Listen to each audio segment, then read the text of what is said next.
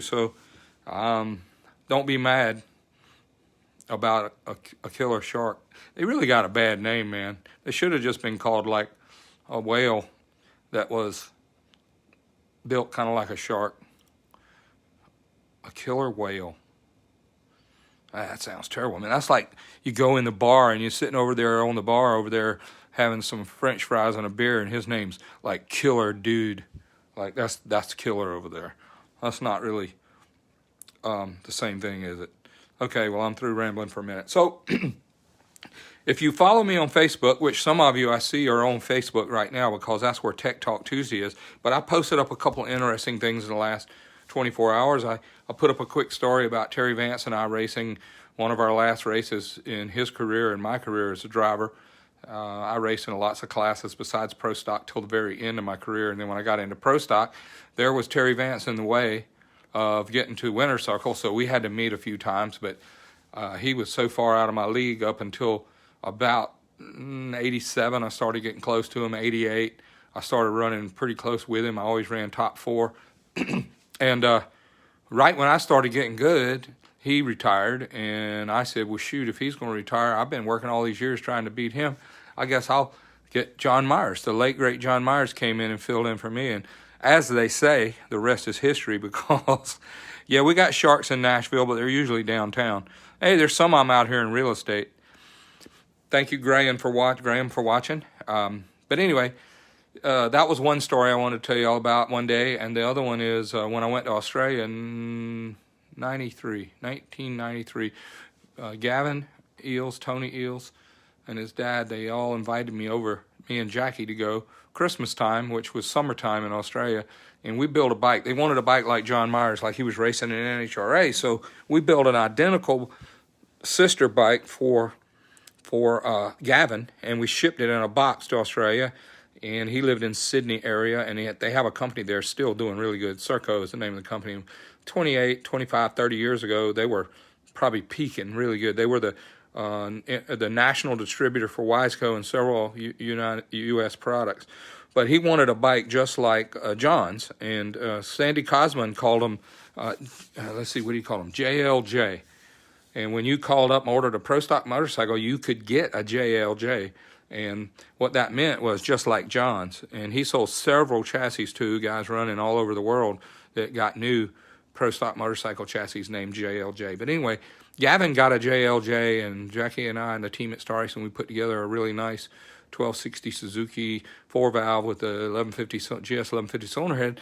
And ahead of time, while the bike was being shipped, they were saying, George Bryce is coming to Australia, and he's going to go, he thinks he's going in the 7s, and the national record over there was 808. And there was, the guy was from, let's see where he was from. He was from way west. It was Perth. His name was Ray Eason. Ray Eason? Is that right? No, that wasn't his name. Really? Somebody I know. But anyway, he had the record. It wasn't Ray Eason, was it? Anyway, he had the record at 808 on a Kawasaki, and we were going to bring the Suzuki over, and I told him, I said, we go mid-7s, 760, 770s everywhere. Why can't we do it in Australia? So he says, so I said, send me some weather data. And they said, well, it's upside down. The barometer's not the same. The altitude's not the same. But you got to understand, 25, 30 years ago, there wasn't a lot of travel with Pro Stock motorcycles between the countries. There was not guys from Australia racing in America. There was not guys in America racing in Australia, because this is back in the day, as they say. And we put the thing in a box, went over there, and they said, guess what? You can't run your Mickey Thompson 10-inch tire in Australia. You have to run the 8.5 Mickey Thompson, or the Goodyear, the 8-inch Goodyear. And I said, okay, we can do that. And that's going to slow us down a little bit. And then they said, yeah, but we don't have concrete. We only have asphalt. So they have no prep asphalt. So we had to race in the 7s, excuse me, on the asphalt in Australia. And they had a beautiful racetrack. It was, I think the one that, we went to one at Eastern Creek and tested. Then we went to one in, where was that? Down in south. Where was that called? Calder Park. And it was a big event. I didn't realize how big it was, but there were a lot of people there. It looked like Indy or the World Finals in America. There were so many people there. And they had a circle track there that just blew my mind.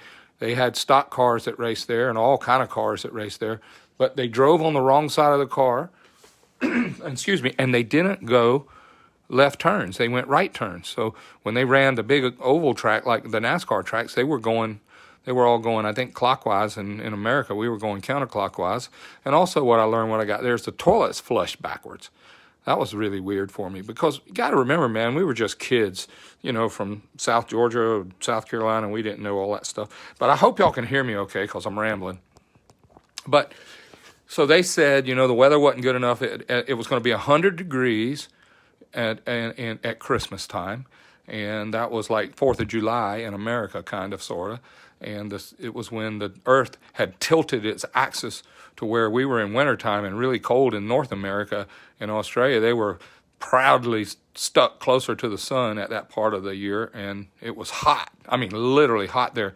And the beautiful people that had us stay with them, they didn't have air conditioning at home, so Jackie and I were really, really hot. Like, we had to take the sheets and put them in the bathtub and wet them down and wring all the water out and then we went to Kmart and got a fan, electric fan plugged in the wall, and let the fan blow on wet sheets so we could sleep because we didn't know how to live without air conditioning back then.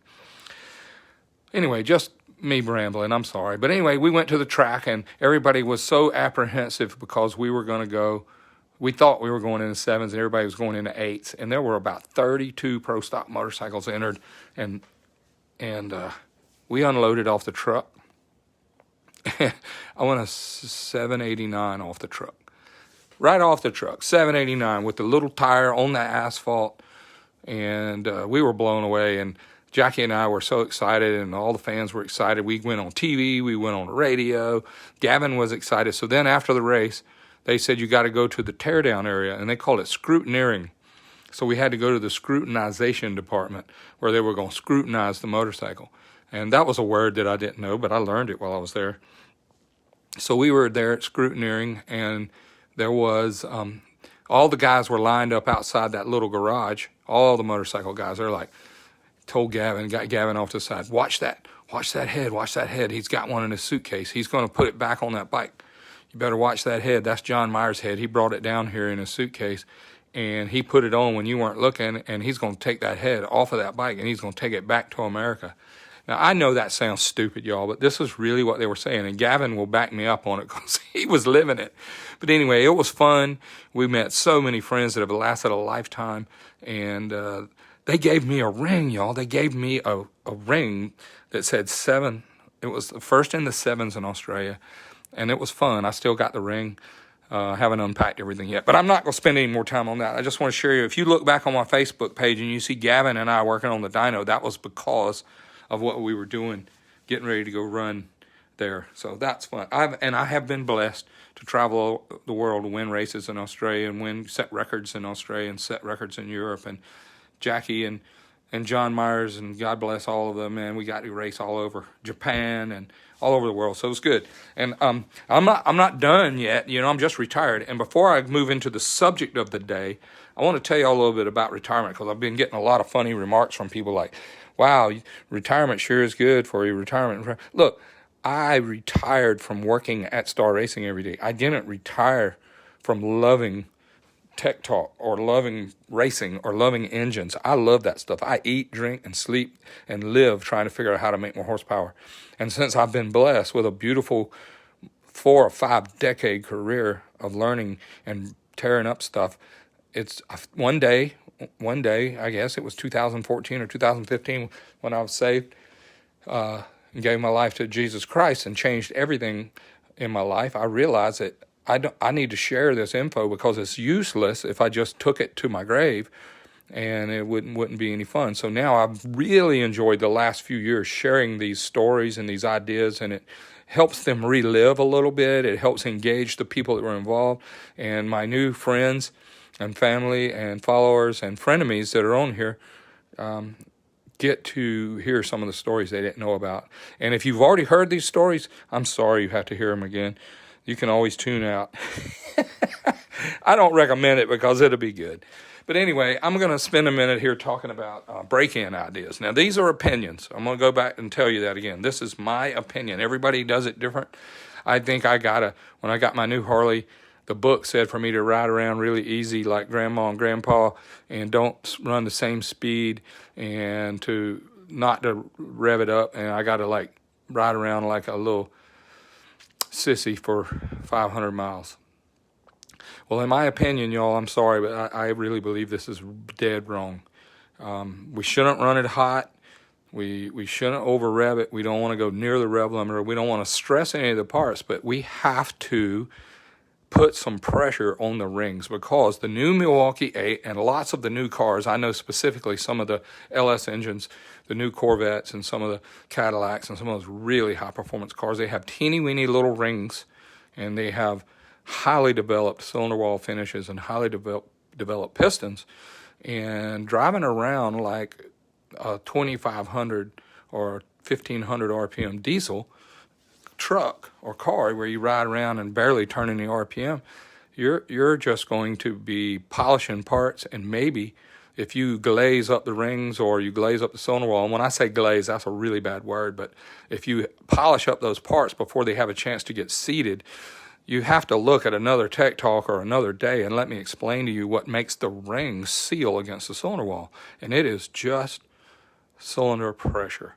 It is combustion cylinder pressure. So back in the day, when you had a 65 Chevelle or a 428 Mustang or something cool like that, or a GTO, those cars had giant rings. They were really wide, they were really thick, and they had unbelievable tension to them. And we used to hone them over at the machine shop where they implement hone. They would just put these big old hones in there and scratch them up good, and anything would grind up the rings to seat. Then it would take a long time for the rings to seat, because you would have to burnish the finish of the rings and burnish the finish of the cylinders in order to get there. But that's not how we do it in 2021 or 2020 anymore, because now we have beautiful cylinder bore finish. You should, if you don't, and you should have some really nice high quality rings that have very narrow face, very narrow contact, barrel finish, and they have very little tension on them. So cylinder pressure is what blows that ring out. So we learned this not because we were the best engine builders in the world, but when pro stock engines, pro stock motorcycle, pro stock cars, and circle track cars, we learned that we needed to seat the rings up quick. So we would put it on the dyno, and we do a heat cycle. That's 30 seconds, cut it off, let it cool, fire it up again, run it 30 seconds, cut it off and let it cool. Then we would turn it 5,000 RPM, check everything. Then we would run it 7,000 RPM and check everything. And then we'd take it apart and look at it. And if the pistons and the rings and the cylinder bores looked new and there were no parts hitting or tagging or stretching or banging or clicking or clanking, we would put the thing together and literally hammer it. I'm talking about if we were going to turn the engine 13,000 at the racetrack the weekend, we would put that thing on the dyno and floor it and turn it 13,000 RPM. And we would do it several times. And you take it apart, guess what? It looks new again. It looks new again.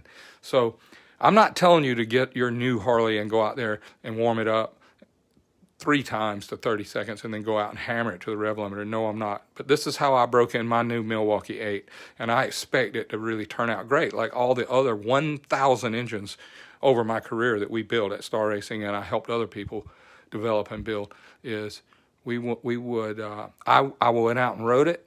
When I left the dealership with it, I put it in third gear. At 2,000 RPM, I floored it. I'm talking about full lock. And at 4,500, I lifted. I went slowed down again when there was plenty of room, third gear, fourth gear, went out on the freeway, and I floored it. And I held it to 4,000 RPM, and I lifted. And I did it